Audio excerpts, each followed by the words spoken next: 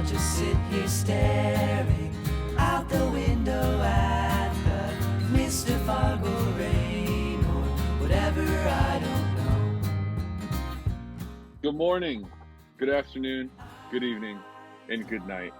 This is the treesreach podcast brought to you exclusively by treesreach. I am Luke. I'm Dylan. And I'm Riley. And we are exclusively treesreach. Yeah. So today, we are continuing this series where we talk about songs from our debut album. Some night you will hear me groaning. And Okay. Tonight we're talking about mist or fog or rain. Nope. Nope. None of those. None of those. Do you know what we're talking? Luke, how much have you had to drink? Do you know what we're doing? I had some Dairy Queen earlier. Oh, wow. That's the only thing that's on my mind. You know what I'm saying? No, the song that we were doing was formerly titled Mr. Foggerane. And now I don't remember the title. I'm put on the spot, and it's just really embarrassing. Don't nobody tell him. We're not going to tell Luke what the name of the song is. No, it can't pull up the track list, Luke. Shh. You got to do it by memory. Skies and Seas, got it. Nice. Sailing the Skies and Seas. That's the song for today. I forgot to mention in the intro, as I stumbled my way through it, that if you haven't listened to this song, you should pause it right now and listen to the song. I meant to say that at the beginning. But we're going to do the whole episode over again. We're going to do it all over again. If you haven't listened to the song, end this episode and go listen to the song. Let's hit it off with Riley, who is our famous treesreach historian, for a little history lesson. Thank you, Riley. Yeah. Thanks, Luke. Thanks for having me on the program tonight. It's a beautiful day here in Cedar Rapids, Iowa. I will tell you about the history of Skies and Seas, since I was kind of the primary writer of this one. I think I started this, I guess I don't know exactly what year it was, but it started off, I just had the line, "January tastes like everything I hate about myself," which sung over the melody that I came up with. I just thought had a nice little ring to it. It's pretty emo, Riley. Yeah, it's super emo. He wrote it in like 2002. Yeah. Yeah, when I was 6 years old. Yeah. I already had like 3 pair of Hot Topic jeans. No, it was not then. It was later. But it's definitely emo. And I wrote it. Anybody who's heard this song can probably pick up on the Simon and Garfunkel influence. And that was definitely in there. I was going through that kind of a feel. And I just had that one line, and I made a demo of that one line with the chord progression you hear repeated throughout the song, going for a few bars. But I didn't really think much of it, I think. And I showed it to Dylan, and I remember Dylan being like, "That's really cool. You should like finish that song." And I was like, "You know what? I think I will." And I might have come up with a couple more things. Like I think I came up with what the chorus could do. That I wanted to stop, and like every measure would have like a big downbeat with like crash cymbals and such, maybe some horns. But I don't really remember much about what else I wrote in it before Dylan and I started working on it together. Dylan, could you pick up from there with some more details?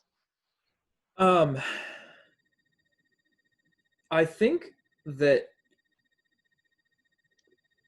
you had written those choruses, including the lyrics, by the time I jumped on to help you out with it. I think maybe you had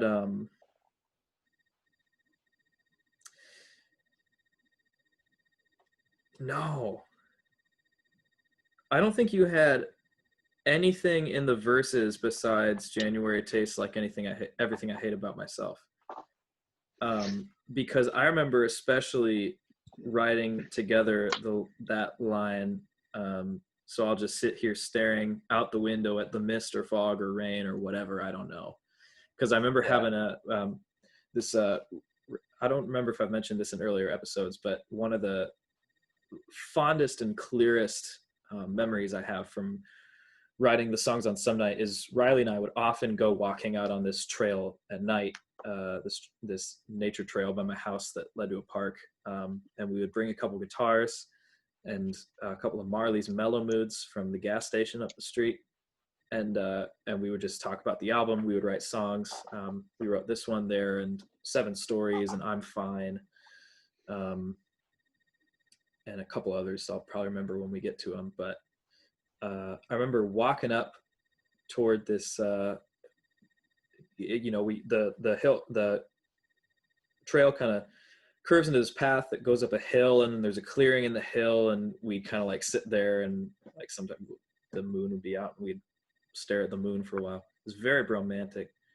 And then we'd go up further, and there's this place where they've now developed it into condos, I think.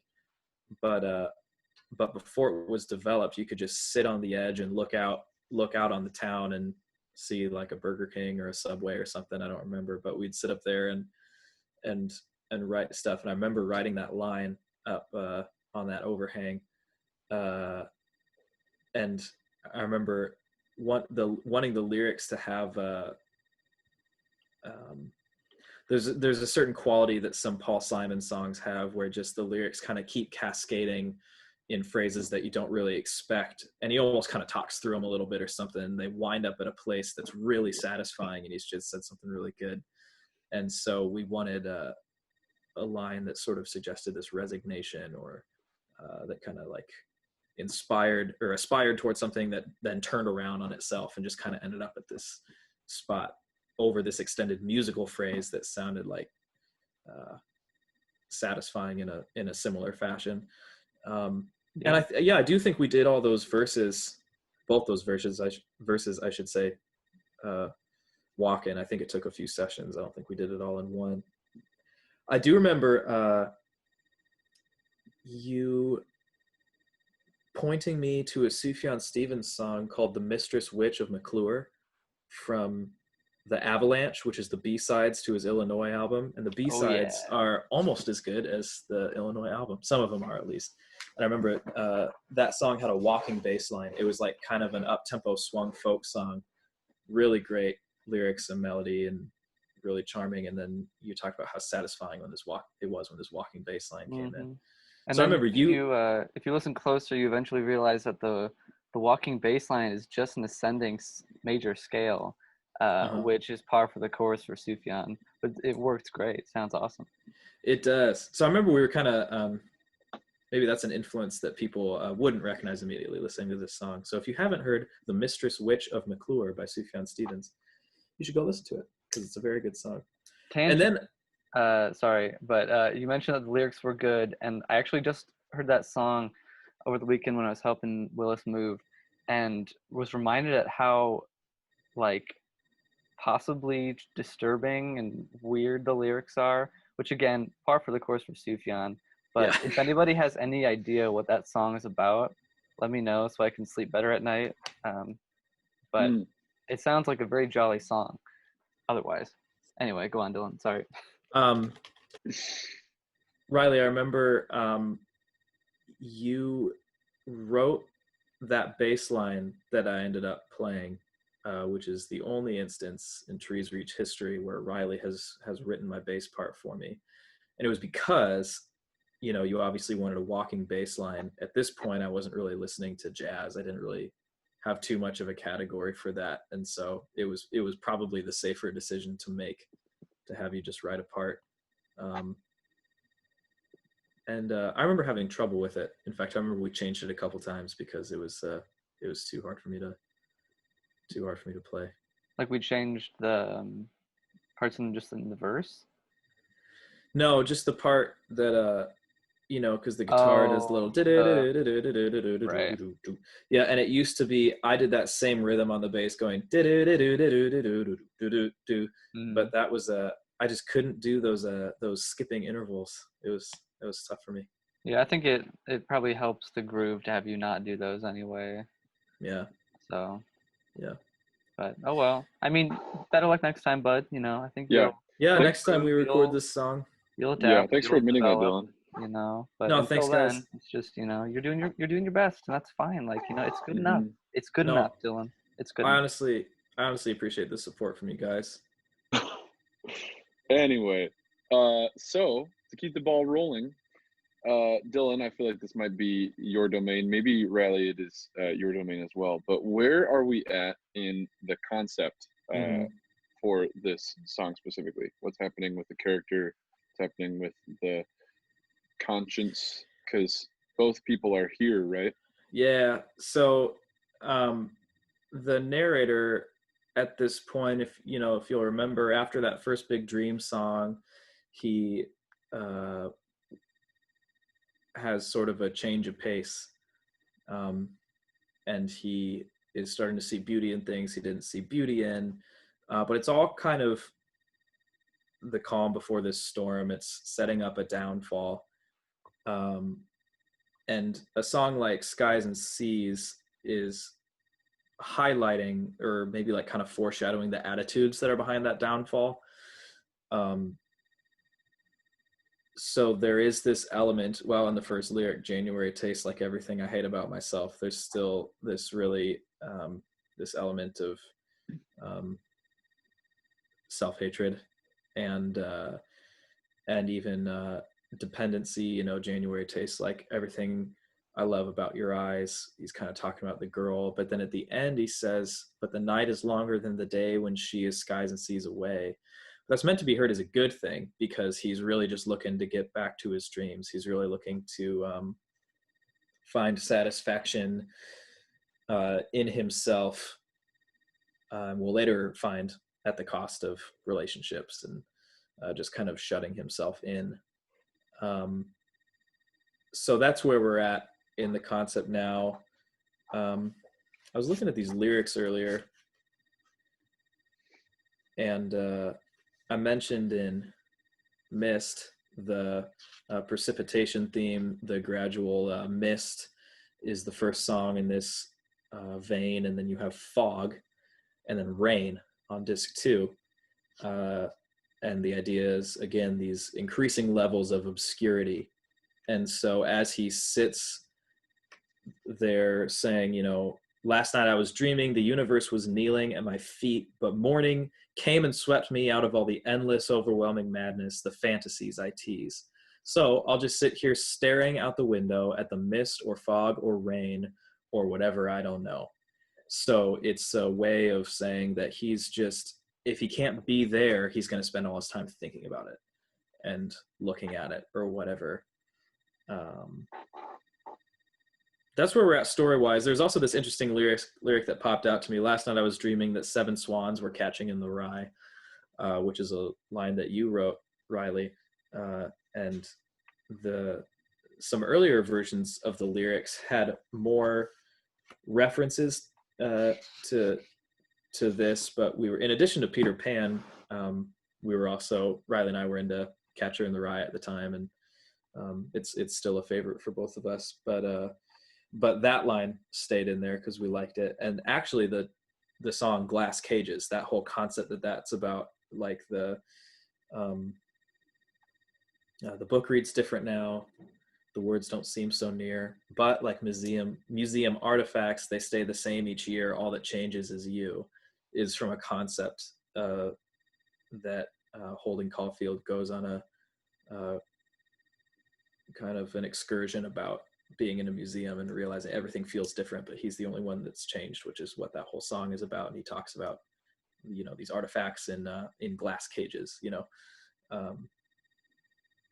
yeah, so I thought that remnant of a Catcher in the Rye reference was there, but I think there was a voice of angst that just as many people know who have read the book and been familiar with it for a long time is, I think, really well articulated. And so we thought might as well not reinvent the wheel here and just kind of try to lean into that and take from it what we relate to and fit it into our own work. Nice. Riley, do you have anything to add to that? Do you have anything to top Dylan, is what I mean to say? Not really. I think when I wrote the lyric, it was seven swans were catching in the rye. Like last night I was dreaming that 7 swans were catching in the rye. It was supposed to, it's just kind of like dream speak, like that's not like in the book. The Catcher in the Rye is like protecting kids from falling off a cliff that they don't know is nearby, and 7 swans is like I think it's maybe biblical, but it's like a symbolic thing. And Sufjan Stevens has an album called 7 Swans, and so I was just kind of combining things for as like nonsense dream speak with like a admittedly lazy allusion to the book. Well, you didn't have to tell them that. Well, it's out there now. Can't take it back. Well, Riley did it, not me. So I suppose I'm fine with that. Yeah. Do you guys have fond memories of playing this song live, or what are your thoughts on our live rendition of it? I think that what we've done with it as Trees Reach is definitely the most fun it's ever been. But if you guys, we've only done it a couple times live, but we kind of change the arrangement and like build things in more slowly, and then at the end it goes into this cathartic thing where Luke does like a halftime thing on the drums and Riley does a guitar solo. It's a lot of fun and it's kind of country. But it's one of these. So okay, here's a confession time. We spend an inordinate amount of time pretending to be a good vocal band. You know what I mean? Like there's some bands you see and it's like, man, these guys can just sing. And I think each of us individually, can sing just fine. But when we try to sing harmony with each other into microphones coming through a PA, it's one of the most miserable experiences of all time. Like when we can't lock in those harmonies and can't for the life of us figure out how to make it sound better, and we'll like record ourselves and be like, all right, I think like I'm consistently sharp there, something like that. But it's so hard to find when you're just in that context.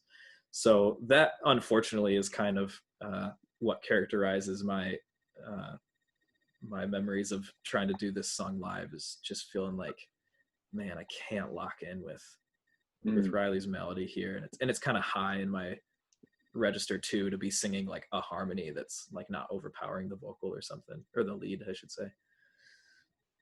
But when we do get it, it's a hoot and a half. And you're walking too. And I'm walking a bass line while trying to sing a harmony that's very tough. That's no, I've done that with other songs more successfully, but for some reason this one is just is tough. I don't know what it is. What do you think, Riley? I was wondering, have we ever played this song? Did we ever play this song before Luke joined the band? We did. You and I did. Play it, like at open mics and stuff. Mm-hmm. Yeah, I don't recall at all what we did for the arrangement. Do you? It can't have been very good, you know. No, it probably wasn't it probably wasn't that bad, but it probably wasn't anything better than Silence. You know what I mean? Like they could have also not listened to it. Right. Just in the sense that I don't mean that to be like overly self-deprecating, but it was probably just both of us had a guitar and we were both just throwing a capo on the first fret and playing A minor, D to G. Like that was probably the arrangement, and we sang the harmonies and probably did like all right, but not Yeah. that good. Yeah, I definitely had more fun with it once we got Luke in there. Definitely. But this song is just really hard to sell Yeah. in any capacity, which might just mean it's not a very good song, or we're just not very good at playing it. But it's really tough to do this one live and feel like, yeah, I bet people enjoyed that a lot, you know?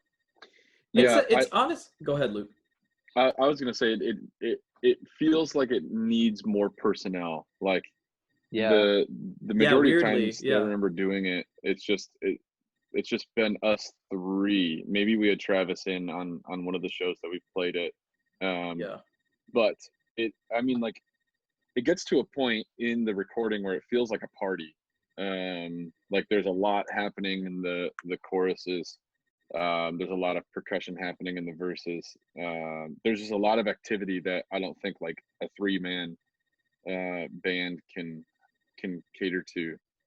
Well, it's the Yeah. same. It feels very similar to Wisconsin for me, Yeah. where you hear that song and you think like, yeah, you could do like a reduced version of that song with 3 people, no problem. And then you actually try to do it, and it's so hard to get it to sound any good.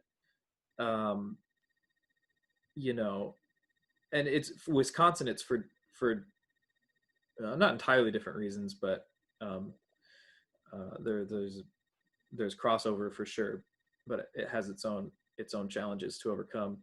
But yeah, it's that weird thing where you would think that these songs that are kind of like cheery and 3 chords would be easy to simplify. Wisconsin is far from 3 chords, but it has it's you'd think it's easy to just do like a simple, charming version of Wisconsin, but it's incredibly difficult for some reason. And it's like, here's what's weird.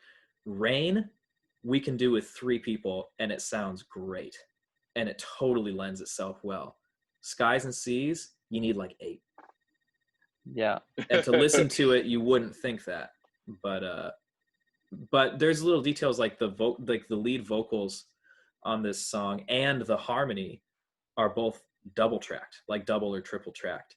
And so you have a really full vocal sound, but then when you just get 2 guys singing 2-part harmony live, you hear pitch issues much more easily, and it doesn't have that really smooth, even, compressed presence that it has on a recording. So you just kind of have to sing better.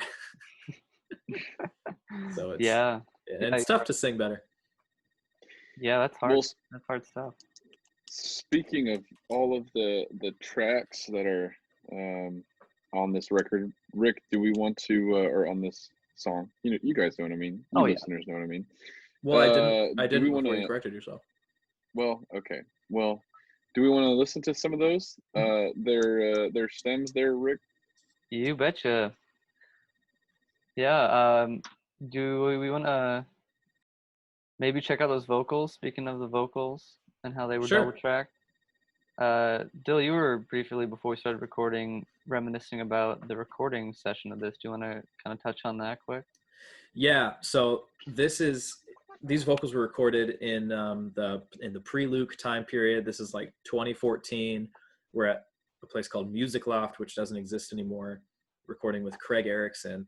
And we decided for vibe's sake, we wanted to record the lead vocal and the harmony vocal simultaneously, because it's like, we're a good band. That's what good bands do. It was obviously very challenging, but we eventually got there. It was also one of a handful of sessions that we did in the morning for some reason.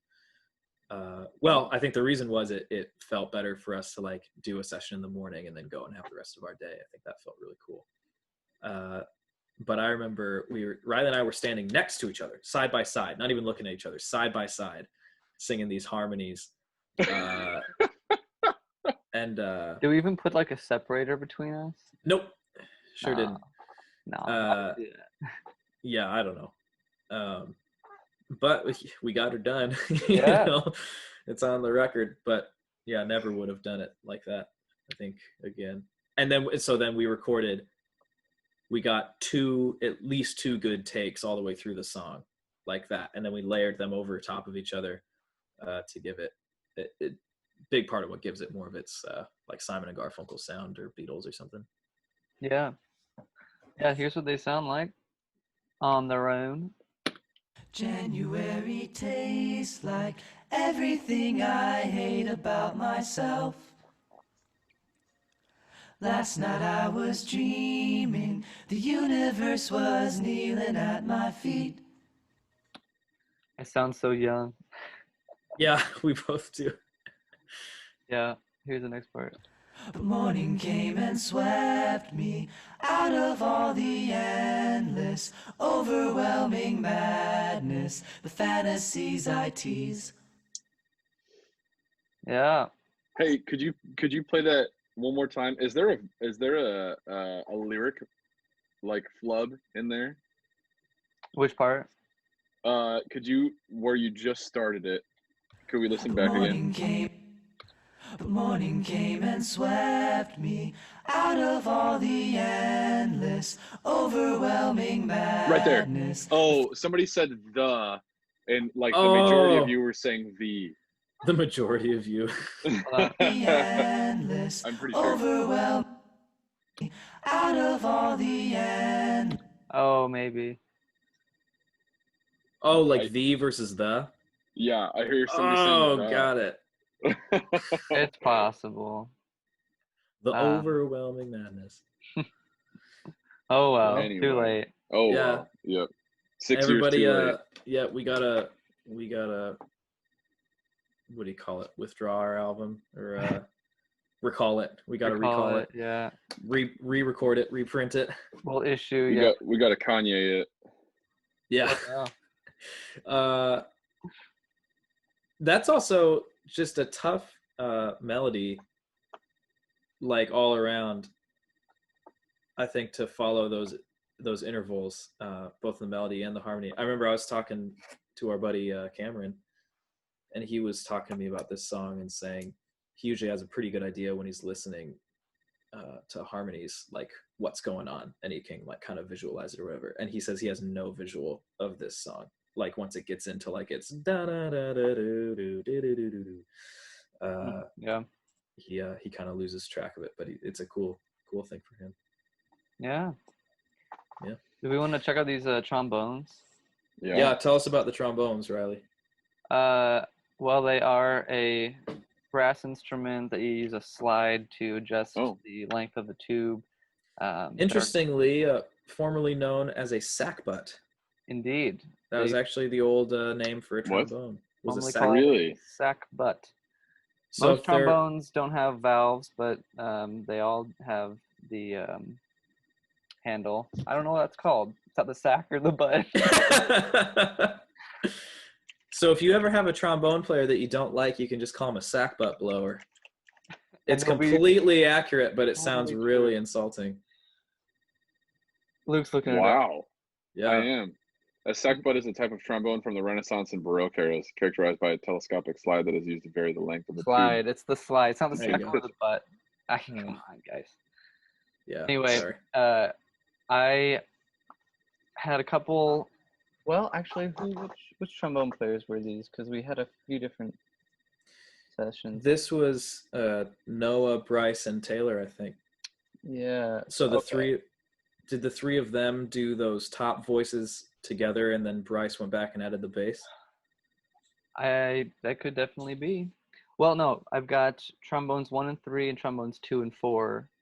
Oh, it must have just been the two of them then. It says Taylor in the notes. Hold on. Okay.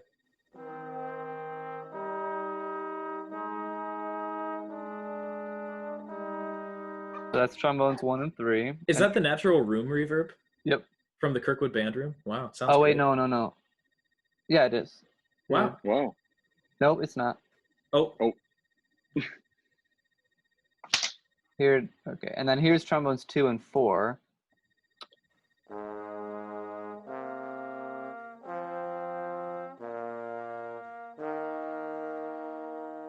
So the bass trombone is a lot louder than the other one in there. But so I don't know who played what. I'm sure the bass one was Bryce because he had like the valve trombone with the deeper notes. But when you play them together, through the magic of part writing, it sounds like this.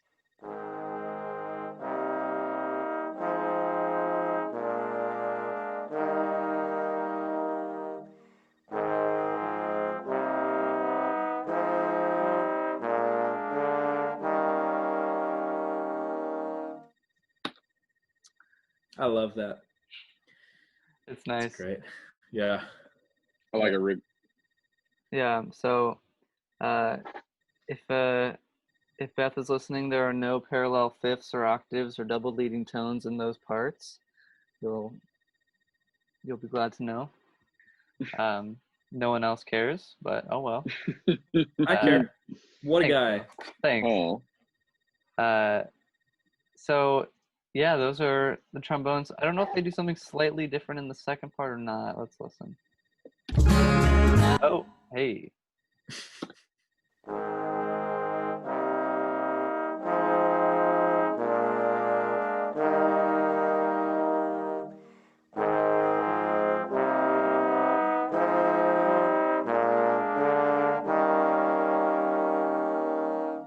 Yeah, I don't think so.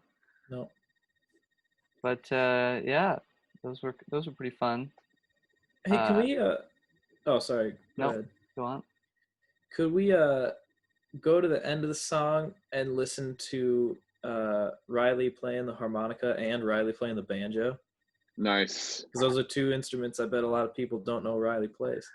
Yeah, I'll toss on the bass too, just so we have some reference. Let's see.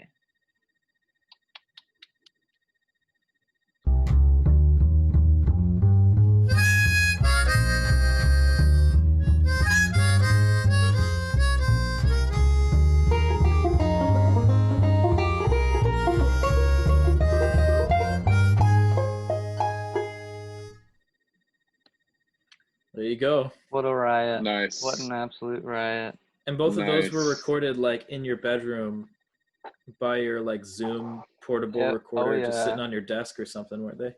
Yep, that's why you get that nice nice room reverb. I don't know, 8 by 10 foot room reverb. Really adds a richness, I think. Yeah. You were laying that banjo back a little bit at the beginning, whether Oh, you was knew I? it or not. You were laying it back. I don't think I knew it. Let's throw in the auxiliary percussion to see if I knew it. Here we go. There's some really nice percussion in this song, and here's a taste of it.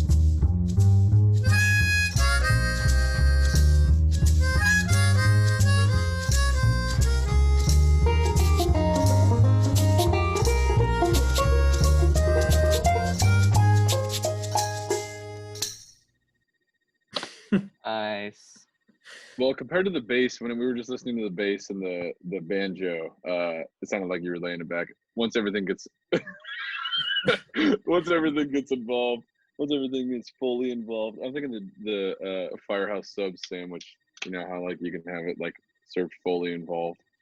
Anyway, I did not know that. once That's great. once everything gets fully involved, I can't really tell Right. what's going on. But Yeah. there's a lot of textural things happening with the percussion, and that was a fun one to record. I remember being in Tim Kink's studio or G-Mix, and they just had a crate full of percussion instruments that I'd never played before, and just kind of digging around and hearing what sounded cool, and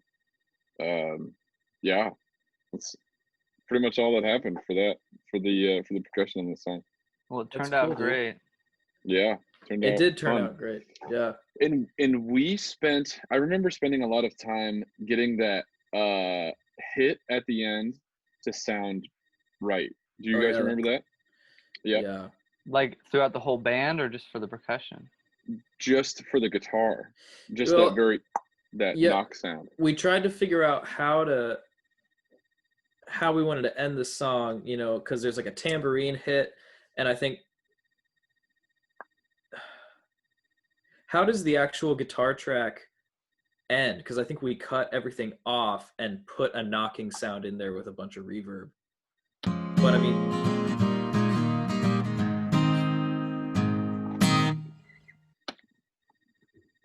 That's the acoustic. yeah, so it's like yeah, so the guitar does a big stroke on that downbeat. Yeah. But we took out everything playing a downbeat and just put that knocking sound in there. But yeah, we didn't know. It's like, do we have? Yeah, there's like a Yeah, reverb on it. I don't see that in my stems here. We might have added that in the studio later. we probably did. But yeah, we did. That was a little detail that we did labor over for quite a bit. How best to bring that song to a close, because it's like you're going into a total mood shift with the second Dream song directly after this. So it's like standalone, I would say, yeah, everyone playing that downbeat sounds great. Or like if we just cut everything off and did like a knocking with no reverb to just be like a sudden hard stop. But I'm glad we went with that sound with reverb, because there was something like there was a sudden close to it, and you have some time to like wind down from that mood before that piano comes in the next track. Do you remember that for a while we were considering doing something where the last hit would then turn into like a sort of, not a metronome sound, but like a metronome type beat, where the last hit would go boom, boom, boom, boom, boom, go, yeah, and then slow down, and then like a heartbeat slowing down or something, and then that would like, those pulses would turn into the next Dream song. Like, yeah, I do remember that. Yeah, we didn't end up making that happen. Yeah, I think just no ideas for the next Dream song were coming that could be built around that. Yeah. So we just decided to ditch the idea. Yeah. It's a cool idea that we should save, though. Oh, yeah. Yeah. Next time we do a This concept album. Uh-huh. Or just any other full length, because Yeah. they're all probably going to end up being concepts by accident. Yeah. Oops. Or on purpose. Or on purpose. Or by purpose. Or bipolar. Yeah. What else is cool in this song that we want to listen to?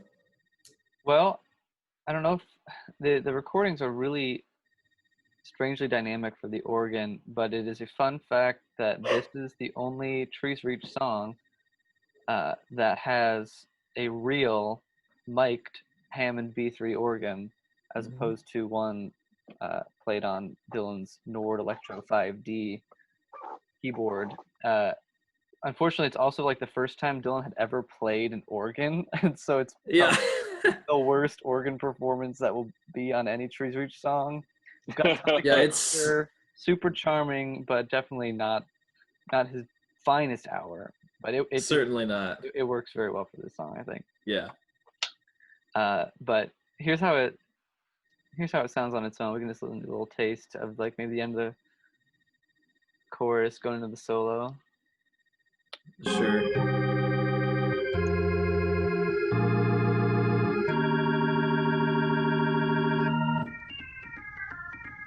It gets really quiet there.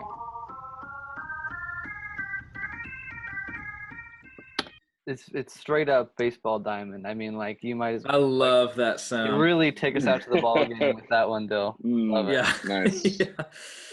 Yeah. Yeah. Oh boy. Yeah, this song was a hoot to record. It was one of those ones where we kept adding stuff, and like the more we added, the funnier we thought it was.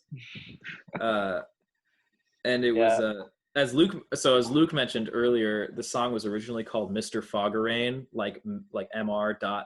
Foggerane, one word. Foggerane's spelled Foggerane. Yeah. That's how we were spelling it. Because when you listen to Out the Window at the Mr. Foggerane or whatever, I don't know, it's like, oh, who's Mr. Sounds like Foggerane? you're saying, yeah. Yeah. And it was a while, like we held on to that for a while before being like, yeah, we should probably rename this song. Right. But it was like, it was too much of a joke. Title. Yeah. Yeah. So I'm glad we changed that. But true fans will call it Mr. Foggerane from now on. That's right. Yeah. True fans. True fans. Yeah. Actually, when we were trying to come up with a new title for this song, I was reading through Catcher in the Rye, and I got to that passage about the museum and the glass cages, and I said, how about we call this song Glass Cages? Oh, And we're like, it doesn't quite fit, and it's like from the same source material as that one line, but it doesn't actually pertain. But I thought it was a cool title. Mm-hmm. So then when we decided, hey, we want to do away with this whole repeat song, this old opening track, and write something new, I'm like, I'll write a song called Glass Cages. And so I did. wow. So the I didn't title know definitely, that. the title preceded the song Glass Cages.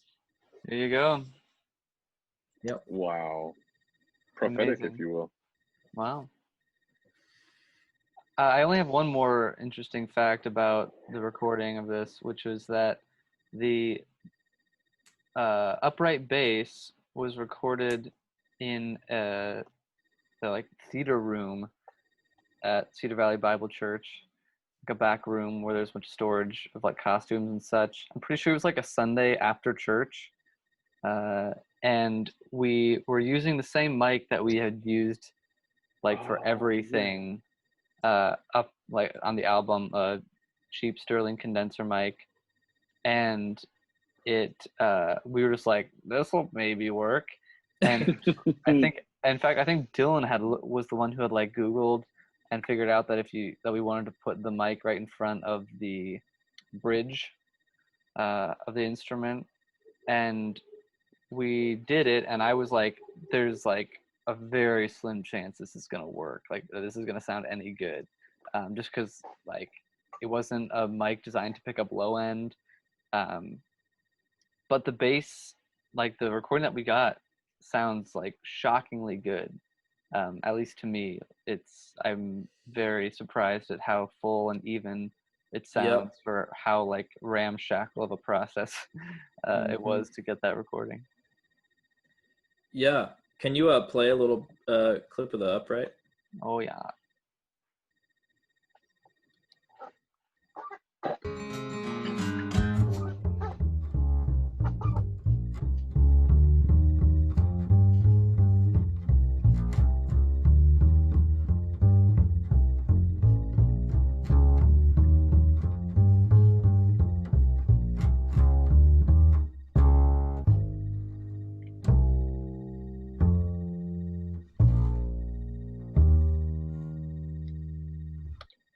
But yeah, it sounds really great.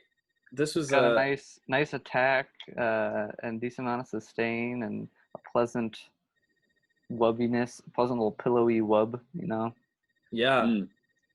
This was, I don't know, this was definitely before I like was playing upright, because there was that semester at Kirkwood when I was like actually taking lessons and playing in the jazz band. And, like, This wasn't the same time? I This thought it was post. Was it at the same time? This was April 9th, 2017. So oh, okay. This was like right before we were going into this is like a couple months before we went into the studio. Okay. So you had been in jazz band. Okay. That would explain why my pitch is pretty good. Yeah, no, it's great. For some reason I remember it being like a year before that, but I guess it was the same spring summer that we mixed the album.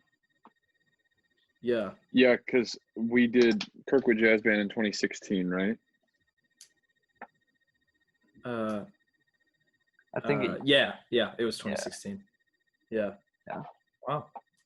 I think the room helped us out on that bass track because it was really small. It was an odd shape, and there was a ton of costumes hanging from the ceilings and like couches in there. So it was an already small and then really additionally cramped room. You're right. And so all the sound was just tucked right into where we were standing. In fact, that room would make a great vocal recording space. Yeah, I think they might have moved the costumes out of there, but things never stay the same at a high school. Hey. Probably. That's probably true. Is there a song in there? Frontier Ruckus song, maybe. Yeah. Oh, sorry. There's probably already like 14 Frontier Ruckus songs that we haven't heard yet about that very thing. Right. Well, do you guys have any more to add about the recording process, the stems? I don't think so. I don't reckon. Well, is there anything that you would what do you like about the song? Is there something that you'd change to help sell the vibe a little better, or you happy with how it sounds? Would it be done differently if we did it now? Yes. Would I do anything differently? No. I think the only things I'm hearing in this is that some of the tracks are from 6 years ago, and I can tell. But no, honestly, I think it's got a lot of charm. I think the song kind of speaks for itself. The one thing I still really like about it that I often take for granted is how satisfying and charming the choruses are. Like that melody that you wrote, Rick, for but the night is longer than the day when she skies and sees away is just, I think, really intuitively good. And it's a good chord progression. The fact there's trombones in there and a ball game organ, and it's not a song we would do today. And so I'm glad that we recorded it and got it down and people can enjoy it. Yeah. I wish I could remember what it felt like when I was the most excited about this song, because like whenever you're working on new songs for a project, you'll always go through a period where, especially if it's a song that you've written, it's like the song that you're the most happy with and you love how it's going and you're like, I can't wait for people to hear this. And so I remember that there was like, I think it's like summer 2015 when I was like putting in the banjo and harmonica, and like that current demo that we had, I was like, I'm super excited about this song, and like I just love how the song makes me feel. And then by the time we mixed the album, like it was totally gone, and I sort of couldn't stand the song. I was like, I know that it's fine, but I'm just totally over it and I don't like it anymore. Now I'm indifferent and I'm like, it's a good song. It's kind of cringy at parts. We probably should have re-recorded the vocals. I think we tried to though, and they didn't sound as good. So who knows? We did. Yeah, we did in my basement. We tried and it just just sounded like really work. Low energy. Like I think we probably should have gone for a cold swim beforehand or something. But if I were to change things, they would just be, I don't know. It's like Dylan said, we wouldn't make a song like this now, so it's impossible to really like say if there's anything that I would just be like, oh yeah, like we should have done this way. So no, I don't really have much to say in that department, other than I would love to hear this song for the first time again to remind myself what it was, like the spark that had me excited about it for when we were really doing the legwork finishing it. I think it sounds best listened to in the fall or the winter, especially those trombones. It always makes me think of Christmas in an ancient traditional way, not in a hokey way. Like when they bring in brass instruments for church for like 2 Sundays a year. Yeah, and it feels like a warm fire and a hot turkey and some wine. It just really sounds great. Yeah, so maybe try listening to it this Christmas and see if you feel any different about it. Yeah. That's all I got. All right. Well, thank y'all for tuning in to another episode of Dissecting with the Boys. Cool. All right, y'all. Well, we'll see you in 2 weeks. Have a great 2 weeks until then. Enjoy your lives. Enjoy music. Enjoy the people around you. Amen. But don't forget to wash your hands if you're around people, okay? Yes, thank you. There we go. Please, guys, look alive. Come on. Okay. All right. Bye. Good night, guys. But the night